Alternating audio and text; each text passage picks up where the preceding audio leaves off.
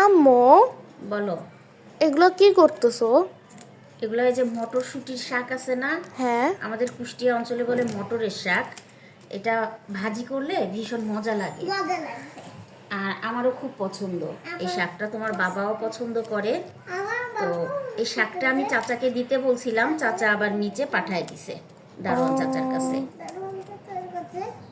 তা আজকে ইনশাআল্লাহ এই শাকটা ভাজি করে খুব মজা করে আমি ভাত খাবো ইনশাআল্লাহ। আর এই যে আরাফ আমার সাথে শাক বেছে দিচ্ছে। তুমি তো কিছুই করে দাও না, আমার সব কাজ আরাফ করে দেয়, দেখছো? হ্যাঁ, কত কাজ করতেছো দেখতেছি দেখো না তো। আমার ছেলেটা কত লক্ষ্মী। ওই কারণে শুকনা পাতাগুলা নিয়ে তোমার এখানে দিতেছে।